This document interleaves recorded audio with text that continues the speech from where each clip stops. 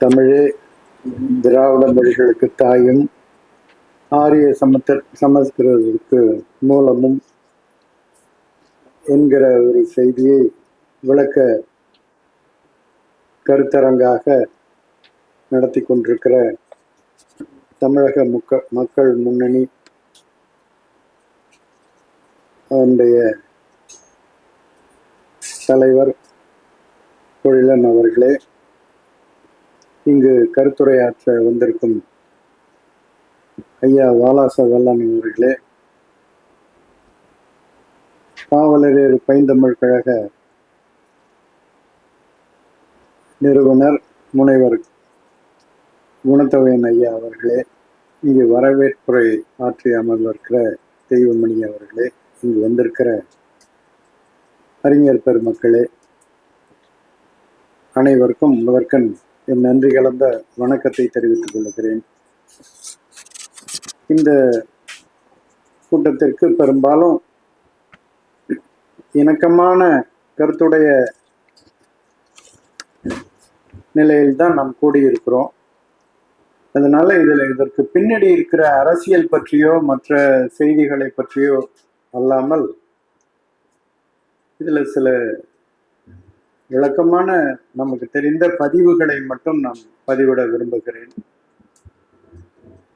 ஏனென்றால் அது தொடர்பான வேறு உள் அரசியல்லாம் மற்றவர்களும் பேசுவார்கள் என்ற நிலையில் முன் செய்தியாக சில செய்திகளை இதற்கு வாய்ப்பாக இப்ப அண்மையில் அமித்ஷா அவர்கள் அநேக இந்திய மொழிகளுக்கு தாய்மொழி சமஸ்கிருதம் என்பது போல பேசியிருந்தார்.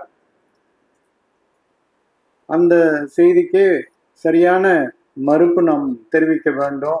முறையான மறுப்பு. அவர் பெரிய மொழி அறிஞரோ மற்றவரோ இல்லை, அறிஞரே இல்லை. ஒரு அதிகார நிலையில் நாம் ஏற்கனவே இந்த இந்திய கூட்டுக்குள் அதிகார அழுத்தத்திற்கு உள் தமிழும் தமிழினமும் தமிழ்நாடும் அழுந்தி கொண்டிருக்கிற நிலையில் இதை நாம் எதிர்கொள்ள வேண்டும் என்று நாம் எண்ணியிருந்தோம். அதற்கு பிறகு போகிற போக்கில் ஒரு கலைஞர், திரைப்பட கலைஞர், அவர் ஏதோ ஒரு செய்தியை சொன்னார். அவர் மனதில் அது ஆழமா இருந்திருக்கிறதோ அல்லது இதை சொல்ல வேண்டும் என்று சொன்னாரோ நமக்கு தெரியாது. அதற்கு பின்னாடி திரைப்பட விளம்பரங்கள் இருக்கிறதான்னு கூட தெரியாது. இதை வாய்ப்பாக பயன்படுத்தி கொண்டு இப்பொழுதுதான் அமைதியாக இந்த கர்நாடக மண்ணில் கன்னடர்கள் இல்லை, அவர்கள் வேறு யாரோ ஒரு வணிக கூட்டமோ அல்லது வேற ஏதோ ஒரு ஆதிக்கம் இருக்கிற வல்லாண்மை இருக்கிற ஒரு சிலர் கன்னட மக்களுக்கும் தமிழ் மக்களுக்குமான ஒரு பிளவை எதிர்கொண்டு அதை செயற்படுத்தி கொண்டிருந்தார்கள். அதெல்லாம் தீர்க்கிற வகையில் இப்பொழுது அண்மையில் அங்கு கன்னடர்களே கூட நம்ம இந்த பக்கம் தமிழர்களோ அந்த பக்கம் மராட்டியர்களோ நமக்கு எதிரி இல்லை, இந்தியை தான் நம்ம எதிர்க்க வேண்டும், வடவர்களை தான் நம்ம எதிர்க்க வேண்டும், நம்ம எல்லாம் ஒன்றாக சேர்ந்திருக்க வேண்டும் என்கிற நிலையில் நாராயணகவுடா என்கிற ஒருவர் இந்த தமிழ் கன்னட ஒற்றுமை தொடர்பான ஒரு கூட்டம் போட்டிருந்தார். நாம் அவரை சந்திக்க நேர்ந்தது. அவர் மிக நல்ல செய்திகளை எல்லாம் சொன்னார். இது ஒரு பெரிய அளவில் வளர்ந்தால் தமிழ்நாட்டிலையும் இந்த சென்னையிலையும் அந்த மாதிரி ஒரு கூட்டத்தை நம்ம போடலாங்க அப்படின்னு நம்ம எல்லாம் பேசி கொண்டிருந்தோம். அது அந்த ஒரு நிலைகளில் இந்த எழுச்சி எழுந்திருக்குது. இது ஒரு பெரிய செய்தியாக வெளிப்படலை. இப்போ திரைப்படம் அங்கே இயல்பாக அங்கே வெளியிடப்பட்டிருக்கிறது. பெரிய வரவேற்புடன் தான் வெளியிட்டிருக்கிறதாக செய்திகள் வருகிறது. எனவே இதுக்கிடையில சில செய்திகளை இந்த வாய்ப்பாக பயன்படுத்தி கொண்டு சில செய்திகளை நம்ம பேசுவோம். நமக்கு எல்லாம் தெரிந்த செய்திகள் தான். அதுல கொஞ்சம் விரிவான செய்திகள் நமக்கு இந்திய மொழிகள்லாம் இவர் சொல்லுகிறது போல இது ஏற்கனவே அப்படித்தான் சொல்லப்பட்டது. இந்திய மொழிகளுக்கெல்லாம் தாய் சமஸ்கிருதம் தான், அதுல இருந்தா வந்ததுன்னு சொல்லும் போது இங்கே எதிர்ப்பெல்லாம் இல்லாத எழுச்சியே வெளிக்காட்ட முடியாத நிலைகளில் அழுந்தி கிடந்த நிலைதான். நாம் ஏற்கனவே பல அயலாளர்களுக்கெல்லாம் அடிமையாகத்தான் இருந்தோம். என்கிறதெல்லாம் வெளிப்படை. இன்றைக்கு அப்படித்தான் இருக்கிறோம். அதில் இந்தியத்துக்கும் அடிமையா இருக்கிறோம். வேறு சில என்னங்க, அமெரிக்காவுக்கு ஏற்கனவே அடிமையா இருக்கிறோங்கிறது வேற. அதை விட இங்கே உள்ள பக்கத்துல உள்ள அண்டையில உள்ள மாநிலங்களே அதற்குள்ள ஆதிக்கங்களை செலுத்தி கொண்டிருக்கிற அளவுல தான் தமிழ்நாடு இருக்கிறது. அந்த வகையில எல்லிஸ் அவர்கள் தான் இதை முதல்ல முன்னெடுத்தவர். அவர் 1816 முன்னெடுக்கிறார். இது போல தென்னிந்திய மொழிகள்லாம் முகாமையா தமிழுக்கு ஒரு மிக முகாமை கொடுத்து தமிழ் முதல் கொண்ட மொழிகள் சமஸ்கிருதத்துக்கு அதிலிருந்து தோன்றினதா இல்லை, அதில் வேறுபட்ட அந்த மொழி குடும்பத்துக்கு வேறுபட்டதாகத்தான் இருக்கிறது அப்படின்னு ஒரு செய்தியை வெளிப்படுத்தினார். அதற்கு பிறகு 40 ஆண்டுக்கு பிறகு கால்டுவெல் அவர் முறையான வகையில தென்னிந்திய மொழிகள்லாம் கூட்டி இந்த வகையில இலக்கணங்களும் ஒற்றுமையா இருக்கிறது, சொற்களும் ஒற்றுமையா இருக்கிறது. ஒரு மொழி என்றால் தனித்தனி மொழியாக பிரிந்து விட்ட பிறகு சொற்கள் மட்டுமே பிரிவதில்லை, இலக்கண அமைப்புகள்லையும் கொஞ்சம் மாறுபட்டிருக்கிறது. அதனாலதான் அது தனி மொழியாக அறியப்படுகிறது. அந்த வகையில இந்த வெளிப்படையாக எழுத்து நல்ல முன்னேறிய நிலையில் உள்ள இருக்கிற 4 திராவிட மொழிகள்னு அவர் பெயர் கொடுத்ததுனால திராவிட மொழிகள்னு எந்த பெயரா இருந்தா திராவிட மொழிகள்ன்ற பெயர் அமைந்திருது. திராவிட மொழிகள்னு அவர் தான் பெயர் கொடுத்துருக்கிறாரு. அதற்கு பிறகு இந்த மொழிகள்லாம் தனித்தனியாக இருக்கிறது. அதனுடைய ஒரு ஒருங்கிணைப்பாக இருக்க வேண்டும். அது ஒவ்வொன்றுக்கும் அகராதி வர வேண்டும்னு கால்டுவெல் சொன்னார். அதுக்கு அப்பொழுதுதான் தமிழுக்கு வின்சலோ என்கிறவரும், மலையாளத்திற்கு குண்டட் என்கிறவரும், தெலுங்குக்கு ராபர்ட் பிரவுன் என்கிற பாதிரியாரும், கன்னடத்திற்கு கெட்டில் என்கிறவரும் அதுல பணியாற்றி ஒவ்வொரு அகராதியை கொண்டு வருகிறாங்க. அந்த நேரத்துல ஒரு வியப்பான செய்தி என்னன்னா, கெட்டில் அவர் அவர் வடமொழியும் சமஸ்கிருதமும் திராவிட மொழிகளையும் ஒப்பிட்டு ஆய்ந்து அவருடைய கெட்டில் அகராதியில 420 திராவிட சொற்கள் சமஸ்கிருதத்துல சென்றதாக அவர் குறிப்பு போடுறார், பட்டியலிடுறார். அந்த செய்தியெல்லாம் நமக்கு ஆக்கமான செய்திகள். அப்புறம் பாவாணர் ஆயிரக்கணக்கான சொற்கள் திராவிட தமிழ்ல இருந்து, தமிழ் தானே திராவிடம்னு இப்ப நம்ம பேச வேண்டாம், அது என்ன அவர் சொன்னது தமிழ். ஆனா கெட்டில் திராவிட மொழிகள்ல இருந்துன்னு சொன்னார். இப்ப திராவிடத்துக்கும் தமிழுக்கும் கொஞ்சம் வேறுபாடு இருக்குது மொழியியல் அமைப்புல, அதை நம்ம பிறகு பேசலாம். அப்போ அந்த நேரத்துல திராவிட மொழிகளுக்கு ஒரு சொற்பிறப்பியல் அகராதி வர வேண்டும் அப்படின்னு ஒரு குறிப்பு இருக்கிறது. அதற்கு முனைந்து 2 சமஸ்கிருத பேராசிரியர்கள் தான் அதுக்கு முனைந்து எம்பி எமினோ என்கிறவரும் டி பரோ என்கிறவரும் அகராதி போடுகிறார்கள். ஒருவர் அமெரிக்காரர், இன்னொருவர் இங்கிலாந்துக்காரர். இருவரும் ஒரு அகராதி போடுகிறார்கள். அது போடுவதற்கு, அது வெளிவடுறதுக்கு முன்னவே பல செய்திகளும் இது வெளிப்பட்டு இருக்கிறது. அது பற்றிய ஆய்வுகள்லாம் வந்தது. அதை வெளியிடுகிறது ஒரு 65 வாக்குல வெளியிடுகிறார்கள்னு நாம் அந்த நேரத்துல பாவாணர் தொடர்பு பாவாணர் தொடர்பு தென்மொழியோட இருந்ததுனால பாவாணர் மிக பெருமையாக அதை சொல்லுகிறார். அவர்கள் ஆங்கிலேயர்கள் நேர்மையாக செய்வார்கள், அந்த நூல் வந்துவிட்டால் போதும், நம் சமஸ்கிருதம் வீழ்ந்து விடும் அப்படின்லாம் சொல்லிட்டு இருந்தாருங்க. அந்த எதிர்பார்த்த அந்த நூல் வந்துடுது.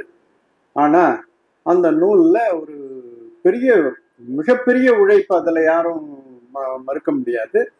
ஆனா அதுல என்ன ஒரு பெரிய ஏமாற்றமும் காத்திருக்கிறது என்னன்னா, அது இந்த தமிழ்ல இருக்கிற சொற்கள் கன்னடத்துல இருக்குது, தெலுங்குல இருக்குது, மலையாளத்துல இருக்குது, துளுவுல இருக்குது. இப்ப எந்தெந்த மொழிகள்ல இருக்குதோ அந்த காலகட்டத்துல 22 மொழிகள் கணக்கிடப்பட்டிருக்கிறது.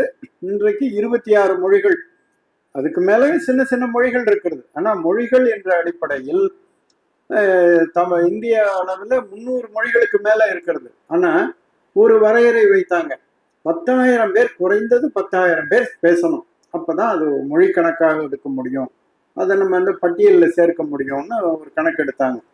அதுபடி 26 மொழி. 40க்கு மேற்பட்ட மொழிகள் சின்ன சின்னதா இருக்கலாம் அங்கங்க.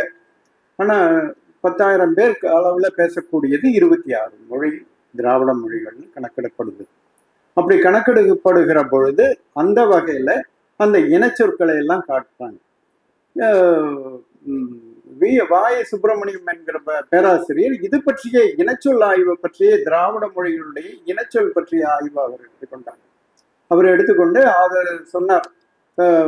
அவர் கால்டுவெல் சொன்னதுல ஒரே ஒரு செய்தி தான் பாவாணர் முரண்படுகிறார். என்ன முரண்படுறதில்ல, முந்து திராவிட மொழி, மூல திராவிட மொழி, புரோட்டோ திராவிடியன்னு ஒண்ணு இருந்திருக்கணும், அதுல இருந்துதான் இந்த மொழிகள்லாம் தோன்றி இருக்கணும் அப்படிங்கிறது போல அவர் சொன்னார்.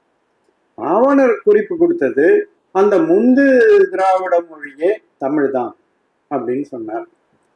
ஆனா ஒவ்வொரு நிலைகள்லையும் அதை நம்ம நேரடியா அப்படியே பார்த்து தாய் செய் உறவாவே பார்க்கணுங்கிறது தேவையில்லை. அப்படி ஒரு ஒரு குறிப்பு தான் அது. உண்மையிலேயே அது அது அப்படிதான் இருக்கணும். இதுல தொல்காப்பியத்துக்கு முன்பு எடுத்துக்கொள்ளும், முன்பும் அந்த மொழிகள் பேசப்பட்டது. என்னன்னா அந்த ப்ளூம்ஃபீல்ட் அவர் குறிப்பிடுறார், பரவலாக ஒரு பெரும்பரப்புல இருந்த மொழி ஒரு பெரும்பரப்புல இருந்தால் அந்த ஓரத்துல இருக்கிறது அப்படி அப்படியே படிப்படியாக ஒரு பிளவுபடலாம். அதெல்லாம் அந்த சிஸ்டர் லாங்குவேஜ்ன்னு சொல்லுகிற அந்த நம்ம உடன்பிறப்பு மொழிகள்னு எடுத்துக்கொள்ளலாங்கிறது போல அவர் குறிப்பிடுறார். ஆனால் இதுக்கெல்லாம் மூல மொழி ஒன்று இருக்குங்கிறது போலதான் இந்திய அளவிலேயே ஒரு மொழி தான் இருந்திருக்கும், இந்த ஒரு மொழியில இருந்துதான் எல்லா மொழிகளும் பிரிந்திருக்கும் அப்படிங்கிற ஒரு நிலையில சொல்லுகிற கொள்கையும் ஒன்று இருக்கிறது. அதான் இந்த நாஸ்டாட்டிக் தியரின்னு சொல்லுகிறாங்க. அது நிறுவப்பட்டது. தியரின்னு சொன்னாவே நிறுவப்பட்டதா தான் இருக்கும். மக்கள் பேசி அதுல இருந்து கொஞ்சம் கொஞ்சம் மாற்றம் அடைந்திருக்கும். ஆனா அதே வேர்ல தான் வரணும்னு சொல்ல முடியாது. ஒரே குடும்ப மொழின்னு சொன்னா அது பெரும்பாலும் ஒரு வேறு மூலத்தை அடக்கியதாக இருக்கும். எங்க இருந்தும் போயிருக்கும், ஆனா வேறு மூலத்தை அடக்கியிருக்கும்.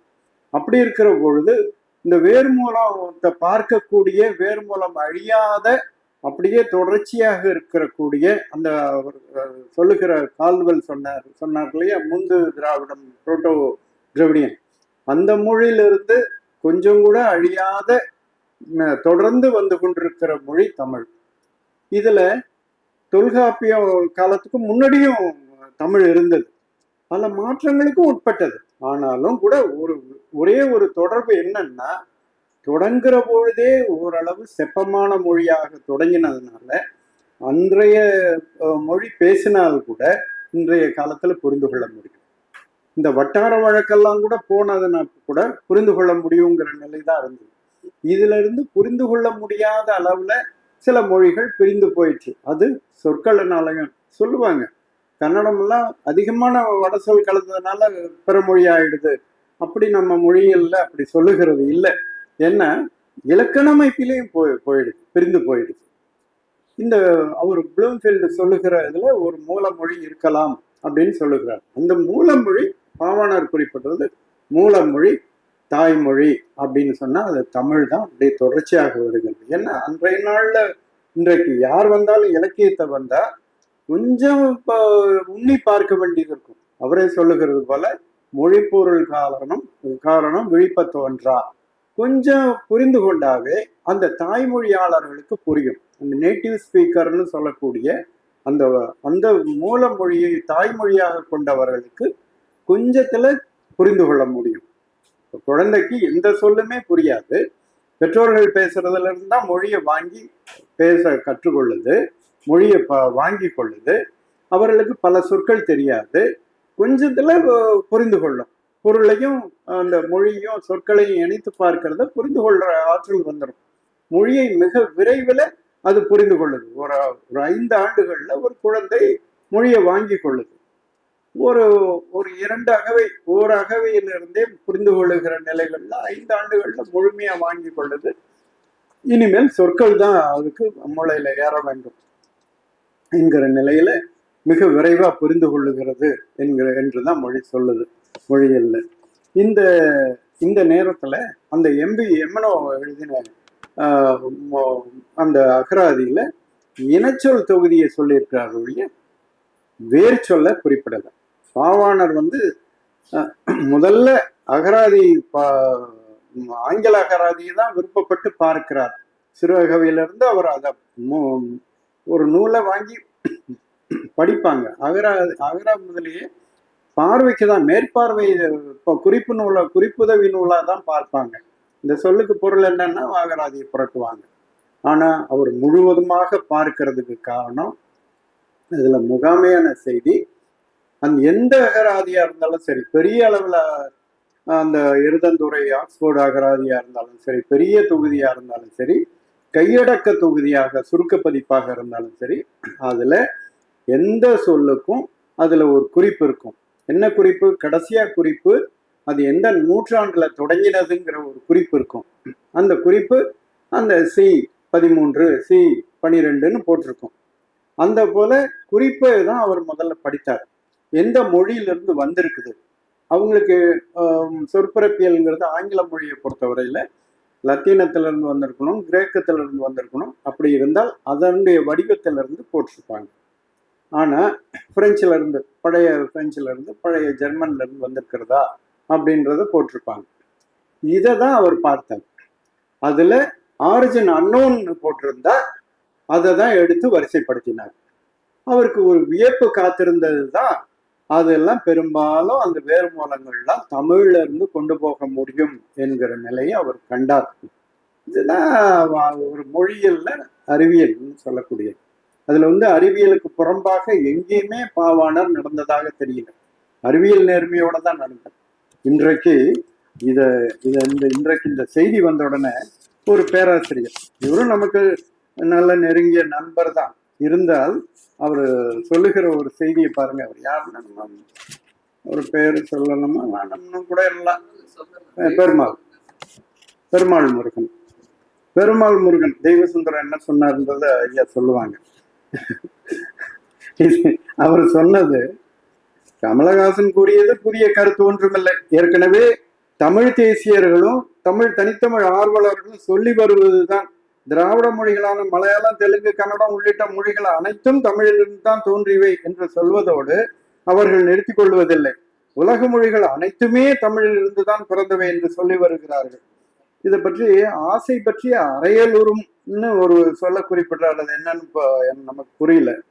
இந்த உலக அளவுல இந்த கருத்தை சார்ந்து இதை தங்களுக்குள் பேசி இன்பம் கண்டு வரலாம். உலக அளவில் மொழியியலாளர்கள் இக்கருத்தை ஏற்றுக்கொள்ள மாட்டார்கள். இவர் ஏதோ மொழியில் நல்ல கரை கண்டவர் போல. அதுல என்னன்னு பாருங்க, அவருடைய மொழியல்ல அவருடைய வெறுமை இதுல பார்க்கலாம். அவர் மேல எழுதுகிறார். இந்த இவர் யாரோ ஒரு மலையாள எழுத்தாளர் குறிப்பிட்டது போல சொல்லி,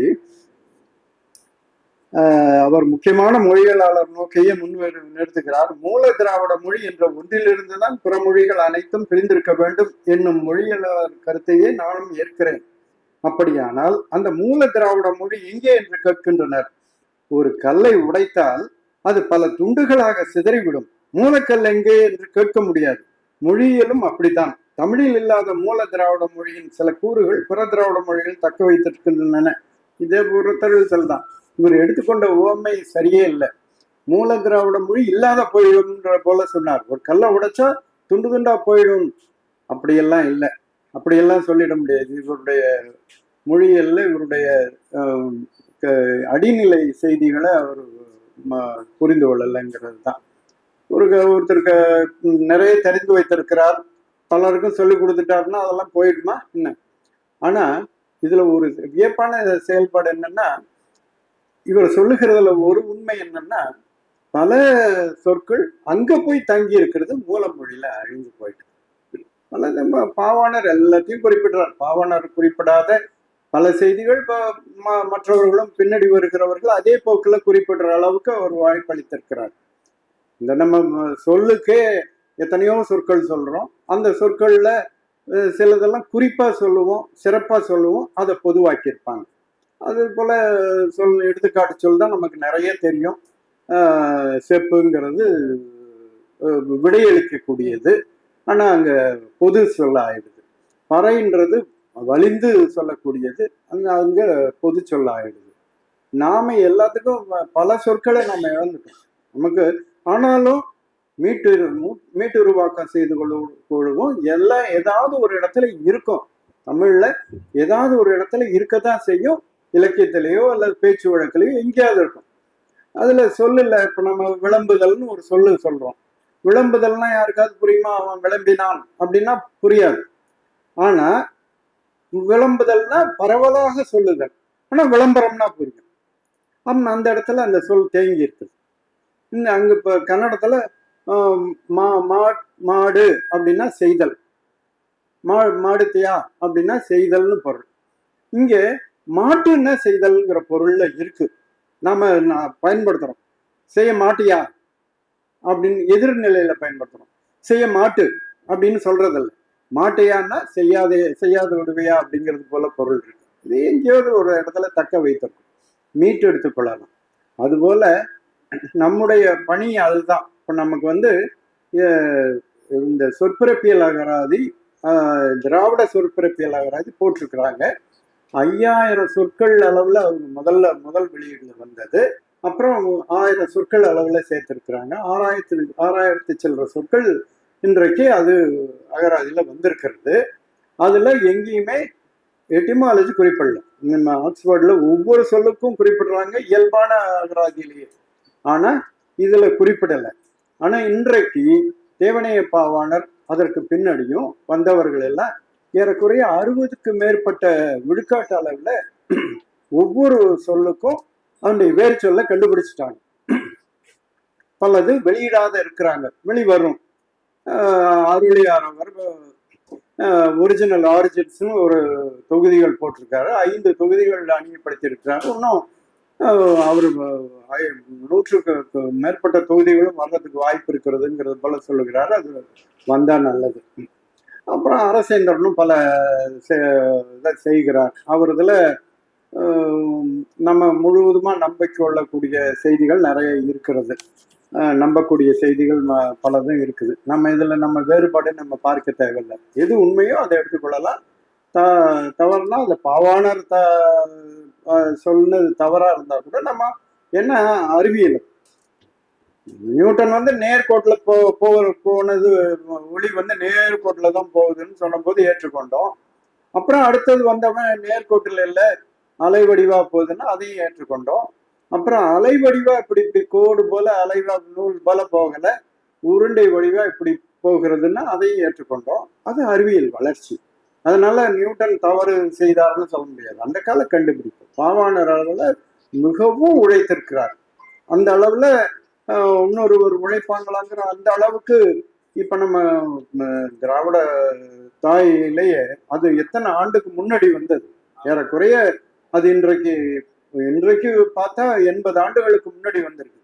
அந்த காலத்துல அவ்வளவு நுட்பமாக பார்த்திருக்கிறாரா? ஒவ்வொரு மொழிக்கும், மலையாளத்துக்கும் என்ன வகையில இது திரிபடைந்திருக்குது அப்படிங்கிறத பட்டியல் போட்டு தரார். 18 வகையில கன்னடம் தெரிந்திருக்குது, மலையாளம் இத்தனை வகையில தெரிந்திருக்குது. இந்த முன்னெழுத்து மாறுது, பின்னெழுத்து இப்படி ஆகுது, வா பாவாகுது, பா வாவாகுது அப்படின்னு கன்னடத்துக்கு 18 வகையில சொல்லுகிறார், சான்று கொடுத்திருக்கிறார். அது கால்டுவெல் அதை ஆராய்ந்துட்டார். உண்மையிலேயே கால்டுவெல்லுடைய ஆய்வு மிகவும் அந்த நாட்டில இருந்து இங்க ஒரு மொழியை கற்றுட்டு இந்த மொழியில அவருக்கு இத்தனைக்கும் தொல்காப்பியம் கையில கிடைக்கல. இத்தனைக்கும் இந்த உறுப்புகள் பெயர், ஆள் பெயர், எண் பெயர், இந்த வகையில பார்த்தீங்கன்னா மரப்பெயர், மர இன வகை பெயர் எல்லாத்தையும் சொல்லிட்டு அவர் போயிருக்கிறார். அதை மேற்கொண்டு முழுமைப்படுத்தி பாவாணர் அந்த நாள்ல இவருக்கு என்ன மலையாளம் எல்லா மொழிகளும் தெரிந்திருக்கும்னா பேச எழுத எல்லாம் தெரியணுங்கிறது தேவையில்லை. அத்தனையும் பட்டியலிட்டிருக்கார். அதுக்கெல்லாம் ஒவ்வொன்றுக்கும் நெறி கொடுத்திருக்கார், ரூல்ஸ் கொடுத்திருக்கிறார். ரூல் கொடுத்து இந்த வகையில மாறி இருக்கு, இந்த வகையில மாறி இருக்குது அப்படின்னு சொல்லியிருக்காரு. பெரிய கடும் உழைப்பு. அதெல்லாம் மேற்கொண்டு நம்ம புரிந்து கொண்டாலே அது ஒரு பெரிய மூளைக்கு பெரிய வேலையா இருக்கும். மேற்கொண்டு அதுல செய்ய வேண்டிய செயல்பாடுகள் இருக்கும். எனவே இந்த நேரத்துல ஒரு நேரம் வரும்பொழுதுதான் ஒருவரையும் நீட்டி அளக்கக்கூடிய கோல்ங்கிறது போல யாராக இருந்தாலும் சரி அவர்களை புரிந்து கொள்ளுகிற நேரமா இருக்கிறது. அவர்களே பின்வாங்கி சொல்லுகிற நிலையா இருக்கு. இப்ப இந்த 6000 சொல் வெளிப்படுத்தியிருக்காங்கல்ல, அதுல 6000 சொல்ல முதல் தலைப்பு சொல்லாக தமிழை தான் எடுத்திருக்கிறாங்க. அது தமிழை தான் எடுக்க முடியும். தமிழ்ல இருக்கிற சொல் கன்னடத்துல என்ன போயிருக்கு, மலையாளத்துல என்ன, தமிழ்ல 6000த்துல 500 சொற்களுக்கு பக்கமா தமிழ் தலைப்பு சொல்லா. அப்புறம் இங்கே இல்லாத, தமிழ்லயே இல்லாத திராவிட சொற்கள்னு நம்ம இங்கதான் தமிழுக்கும் திராவிடத்துக்கும் நம்ம பிரிக்கிறோம். மலையாளத்தில் நிறைய சொற்கள் இருக்குது. தமிழுக்கு இங்க வழக்கு அழிந்து போயிடுது, ஆனா அங்க இருக்குது. கன்னடத்துல பல சொற்கள் இருக்குது, தெலுங்குல பல சொற்கள் இருக்குது. இந்த சொற்களை நாம எடுத்தா வேறு கண்டுபிடிக்க முடியும், நம்மாலதான் கண்டுபிடிக்க முடியும். பூட்டி அங்க இருக்கிறது. ஒவ்வொரு சொல்லும் ஒரு பூட்டுன்னே வைங்களேன், அதுக்கு வேர் சொல் தான் திறவு. கதவு அப்படிங்கிற ஒரு சொல் இருக்குது, அதுதான் கதவு அப்படின்னா கடவு. அது கடவு தான் கதவாயிருக்குது. இது ஒரு சின்ன ஒரு செய்தி தான். இந்த செய்தி போல பல செய்திகள் இருக்குது. அது அருளி அவர்கள் மற்றவங்களாம் ஆய்ந்து கொண்டிருக்காங்க. சின்ன ஒரு விளக்கம் கொடுத்துட்டு அப்படி பளிச்சுன்னு வழங்கிடும் நமக்கு. அந்த வகையில பல இதுல மாறுபடவும் செய்யலாம். இது இல்லை அப்படின்னு இன்னொருத்தர் கூட இன்னொரு கருத்து சொல்லலாம். எப்படியாக இருந்தாலும் இந்த எட்டிமாலஜிங்கிறது ரொம்ப சொற்பிறப்பியல்ங்கிறது அவ்வளவு நுட்பமானது. அது சொற்பொருள் காரணம் விழிப்ப தோன்றான்னு தொல்காப்பியர் சொன்னது போல. அப்போ அந்த சொற்பொருளை பொறுத்தவரையில ஒரு காசை மணல்ல போடுற மாதிரிதான். அது எல்லாரும் அறிஞர்கள்லாம் தேடி பார்த்துட்டு இருக்கிறாங்க. அவர்கள் தான் எடுக்கணும் இல்லை. ஒரு சின்ன பையன் வந்தா கூட அவன் காலில் கூட இடரும், அவனுக்கு கூட அந்த எண்ணம் வந்துடலாம், இப்படி வந்திருக்கலாமே அப்படின்னா அது உண்மையா கூட இருக்கலாம். அதுபடி சொற்பிறப்பியலை பொறுத்தவரையில் நிறைய பார்க்க முடியும். நிறைய சொற்கள் இங்க இல்லாதவை கன்னடத்துல, மலையாளத்துல, தெலுங்குல இருக்கு, பல மொழிகள்லையும் இருக்குது. இதை மீட்டெடுக்க இதுக்கு நம்ம இந்த சொற்பிறப்பியல் அகராதி நம்முடைய மொழியில அவங்க மொழியிலையும் வந்துட்டா ரொம்ப எளிதாக நாம அங்க இருக்கிற சொற்களை எல்லாம் மீட்டு எடுத்து நம்முடைய மொழியை வளப்படுத்தி கொள்ள முடியும். அவங்களும் அவரவர்கள் மொழியில தமிழ்ல உருவாக்கணும், அதே போல மலையாளத்துல உருவாக்கணும். இதுக்கு ஒரு ஒற்றுமை வேணும். இப்ப நமக்கு கால்டுவெல் சொன்னது தமிழ் மொழியை பொறுத்தவரையில் சொல்லியிருக்கிறார். மரமலேடிகள் எப்படி மொழியை மட்டும் எடுத்தாரோ, மற்றபடி அவரை பின்பற்றக்கூடியது எதுவுமே இல்லை, மொழி மட்டும்தான். அடுத்து பாவாணர் இனவியலாகவும், அடுத்து பாவலரேறு இவங்க எல்லாம், பாவேந்தர் இவங்க எல்லாமே நாட்டளவுலயும் எடுத்துக்கிட்டாங்க. இது மூன்றும் சேர்த்ததுதான் தமிழ் தேசியம். மொழி, இனம், நாடு மூன்றையும் அளாவி பார்த்தாதான் நம்ம முழுமை பெற முடியும். எது ஒன்றை விட்டாலும் போயிடும். அதனால நமக்கு இவர் பெருமாள் முருகன் சொல்றாரு பாருங்க, தமிழ் தேசியமும் தனித்தமிழ். இதை யாரை குறியிடுறார்? அவர் ஏற்கனவே நமக்கு தென்மொழியில அவர் கொஞ்ச நாள் பணியாற்றினவர், அது பகுதி நேரமா பணியாற்றினவர். அதுக்கு ஏதோ ஒரு வெறுப்போ என்னவோ தெரியல, அவருக்கு இதை போல இறங்கிட்டார். அவர்கிட்ட இருந்து எப்படி நேர்மையை எடுக்க முடியும்? நேர்மையை எடுக்க வேண்டாம், நீங்க நேரம் அறிவியலை சொன்னாலே போதும். அவர் தவறான ஒரு செய்தியை கருத்தை பதிவிடுறார். அவருடைய கருத்தை நம்புறவங்க எத்தனை பேர் இருப்பாங்க இல்லைங்களா? அது போல மொழி அறிஞர்கள்லாம் மிக எச்சரிக்கையா நம்ம பேச வேணும், எல்லாத்தையும் அளவே பேச வேண்டும். இந்த அளவுல இவர் இந்த செய்திகள்லாம் இப்ப அளவி வருகிறது. இந்த நிலைகள்ல இதுக்கிடையில இருக்கிற மொழிக்கு இடையில இருக்கிற அரசியலையும் நம்ம பின்னெடுத்து பேச வேண்டும். அதற்கு இந்த சிறப்பு பொழிவாக ஐயா வாலாச வல்லவன் அவர்களும் குணத்தொகையன் அவர்களும் பொழிலன் அவர்களும் இதை முன்னெடுத்து பேசுவார்கள். இதை முழுவதுமாக நாம் எடுத்துக்கொள்ள வேண்டும். இதற்கிடையில ஒன்றே ஒன்று நமக்கு இந்த பெரியாரை முன்னெடுக்க வேண்டிய ஒரு செய்தி என்னன்னா, மொழியை மட்டுமே முன்னெடுத்து கொண்டிருந்த நிலையில் இன வகையிலும் நாட்டு வகையிலும் ஒருங்கிணைத்த ஒன்றை பெரியார் அவர்கள் தான் செய்தார்கள். அதுக்கு நம்ம எவ்வளவு பாராட்டுதலும் அவருக்கு கொடுக்க வேண்டும். ஏனென்றால் அவர் அந்த ஒற்றுமையை ஏற்படுத்தினால்தான், அந்த மொழி ஒற்றுமையை ஏற்படுத்தினால்தான் அந்த மொழியிலிருந்து அவரவர்களும் வலுப்பெற முடியும் என்கிறது மட்டுமே அல்ல, எதிர்கொள்ள வேண்டிய செயல்பாடுகள் நிறைய இருக்கிறது. அதில் நம்ம பல குறிப்புகளை நம்ம வைத்திருக்கிறோம். அதெல்லாம் ஆராய வேண்டும். திராவிட மொழிகள்லாம் ஒன்றாக அகராதி முழுவதும் தமிழ் முழுமையாக வெளிவந்தால் ஒரு தமிழக மக்கள் முதல்ல புரிந்து கொள்வார்கள். தெலுங்கு கன்னட மொழிகள் அவற்றிலும் திராவிட சொற்பிறப்பியல் அகராதி வர வேண்டும். அது அது அவருடைய மொழியை வளப்படுத்திக் கொள்வதற்கும் ஒரு இணக்கப்போக்கை ஏற்படுத்திக் கொள்வதற்கும் பயன்படும். மொழி மட்டுமே அல்ல, மொழி பண்பாடு நாகரிகம் போன்ற ஒரு பொது மாந்த கூற்றை அதை தெரிந்து கொள்ள முடியும். ஒவ்வொரு மொழிக்கும் ஒரு அமைப்பு மட்டுமல்ல, அதற்கு ஒரு கொள்கை இருக்கிறது, நெறி இருக்கிறது. அது வெறும் மொழின்றது வெறும் உணர்வை கடத்தக்கூடிய ஒரு கருவி மட்டுமல்ல, அதுக்கு ஒரு கோட்பாடு இருக்கிறது. அந்த கோட்பாட்டை புரிந்து கொள்ள திராவிட மொழிகளுக்கு எல்லாமே ஒரே கோட்பாடு தான். ஒரு மொழி குடும்பம் என்றால் அதுக்கெல்லாம் ஒரே கோட்பாடு தான். அந்த ஒரே வேற கோட்பாடுகளும் பக்கமா திரும்பலாம். அதை பற்றி முழு புரிதலை ஏற்படுத்தி கொள்ள முடியும். இந்த பொது மூல சொற்களை கண்டுபிடிக்கும் பொழுதுதான் அவரவர்களும் சொற்களை புதிய புதிய சொற்களை மீட்டு உருவாக்கம் செய்து கொள்ள முடியும். நம்ம இப்போ தமிழ்ல எந்த சொல் புதியதாக வந்தாலும் நம்ம தமிழ்ல உருவாக்கம் செய்து கொள்ளுகிறோம். ஆனா தமிழ்லே இருக்குதான்னு பார்க்கணும். எப்படி மீட்டு உருவாக்கம் செய்து கொள்ளும் புதிய சொற்களை, கலை சொற்களை உருவாக்க முடியும்? ஏற்கனவே நம்ம இலக்கியத்திலேயே பல சொற்கள் இருக்கிறது, மக்கள் வழக்கில் பல சொற்கள் இருக்கின்றன. இதெல்லாத்தையும் சேர்த்து நம்ம மீட்டு உருவாக்கம் செய்து கொண்டுதான் வரோம். இன்றைக்கு அறிவியல் சொற்களை எல்லாம் மீட்டு உருவாக்கம் செய்து கொள்ளுகிறோம். அதே போல பல அங்கேயே திராவிட மொழிகள்ல இருக்குதுன்னா நம்ம ஏன் மீட்டு உருவாக்கம் செய்து கொள்ளக்கூடாது? அப்பதான் திராவிடம் என்பதற்கு உண்மையான பொருள் கிடைக்கும். நம்ம சும்மா திராவிடம்னு தமிழ்நாட்டை மட்டும் பேசிக்கிட்டு இருக்கிறதுல பயனே கிடையாது ஒரு காசுக்கு. அதே போல அயல்மொழி வல்லாதிக்கங்களை ஒன்றிணைந்து எதிர்க்கிறதுக்கு பயன்பட முடியும்.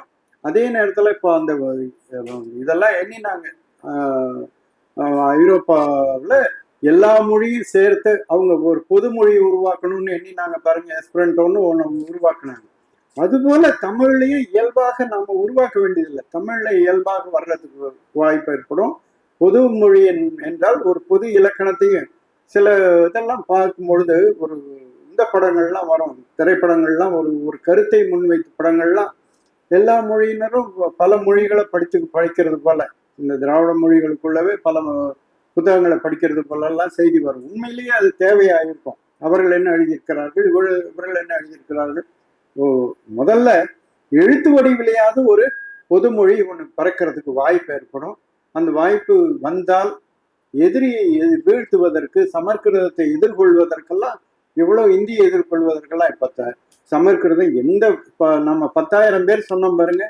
இந்த மொழி பட்டியல்ல 22 மொழிகள்ல 20 மொழிகள் தான் மக்கள் மொழி, 2 மொழி மக்கள் மொழி இல்லை. இந்த இந்திய மக்களுடைய மொழியில இல்லை. ஒன்று ஆங்கிலம், யாருக்கும் தாய்மொழி இல்லை. இன்னொன்று சமஸ்கிருதம், யாருக்கும் தாய்மொழி இல்லை. இந்த 10,000 பேர் இருந்தால்தான் குறைந்த பக்கம் அதை ஒரு மொழியாக பட்டியலில் சேர்க்க வேண்டும் என்கிற வகையில இன்றைக்கு 4,000 சில்லற பேர் தான் பேசுகிறார்கள். இது எப்படி அவர்கள் பட்டியலில் இணைத்தார்கள்? இப்போ அவர் ஜோன்ஸ் ஒரே ஒரு கருத்தை சொல்லியிருக்கிறார். என்னன்னு, இந்த மறுபடியும் வீட்டுருவாக்கம் செய்ய முடியல மக்கள் மொழியா, இது ஒரு ப்ளூம்ஃபீல்ட் தான் சொல்றார். இந்த மொழிகள்ல 2 மொழிகளுக்கு உலக மொழிகள்ல இருந்து விதிவிலக்கு நெறிவிலக்கு கொடுக்கலாம். என்ன மொழி? லத்தீனத்துக்கும் சமஸ்கிருதத்துக்கும் நெறிவிலக்கு கொடுக்கலாம். ஏன்னா அது தாய்மொழியை நம்ம எடுத்துக்கணும், எல்லாத்துக்கும் வருது, எல்லாத்துலயும் இடம்பெறுது, ஒன்றும் இல்லை, அதை எடுத்துக்க வேண்டியதில்லைன்றார். ஏன் சொல்றாருன்னா, இது 2 மக்கள் மொழி இல்லை, அதனால யாரும் எடுத்துக்கலாம், எது பண்ணிக்கங்க ஏதோ அப்படின்றது போல சொல்றாரு. அது மக்கள் மொழி இல்லை. இப்போ இது மக்கள் மொழிங்கிற ஒரு கூடுதல் நமக்கு வாய்ப்பு கிடைக்கிறது. இதில் மக்கள் மொழி என்கிற ஒரு நிலைகள்ல இன்னொரு செய்தியும் சொல்லணும். இப்போ கன்னடம் எடுத்துக்கொண்டா, கன்னடத்துல கொஞ்ச காலத்துக்கு முன்பு ஒரு கன்னடம் இருந்தது, மாறி மாறி வந்திருக்குது. அந்த மொழியும் இப்போ பயன்பாட்டில் இருக்கிறது. அதுக்கு ஹல கன்னடம்னு சொல்றோம். பழைய கன்னடம் ஹல கன்னடம், பல கன்னடம்ன்றது போல இல்லை. இங்கே பச்சை மலையாளம்ன்றோம், இங்கே தெலுங்குல அச்ச தெலுங்குன்னு சொல்றோம். அச்சன்றது பச்சை, பச்சைன்னா இப்போ புதியங்கிற பொருள்ல, பழையங்கிற பொருள்ல வருது. பச்சையா இருந்தது, பச்சை தமிழன்னு சொல்றோம்ல, அது போல பச்சை மலையாளமா அது இருக்குது. அதுபோல இப்ப அந்த பச்சை மலையாளமோ ஹல கன்னடமோ நமக்கு மிக நெருக்கமா இருக்குது, தமிழோட அது நெருக்கமா இருக்குது. அப்படின்னா என்ன பொருள்? இதனுடைய பழைய மொழியே தமிழுக்கு நிறைய தொடர்புல இருந்தது அப்படிங்கிறது தான் பொருள். நமக்கு யக்ஷகானான்னு ஒரு ஒரு பழைய கன்னட தொல்வடிவ தெருக்கூத்து வகை ஒன்று இங்க போட்டிருந்தாங்க கன்னட பள்ளியில். நாம அங்க போயிருந்தோம். அங்க போனா அவர்களுக்கு அந்த கன்னட அறிஞர்கள்லாம் நிறைய பேர் வந்திருந்தாங்க. அவர்களுக்கு புரியுதோ என்னவோ, நமக்கு தெளிவா புரியுது. மூப்பரைன்னா நமக்கு புரியாத இருக்குது, நமக்கு மூப்பனார்னு ஒண்ணு இருக்குது, அது விடுங்க. மூப்பர்னா மூத்தவர்ங்கிற பொருள்ல இருக்குது. அப்பன் கஞ்சிக்குடின்றான்.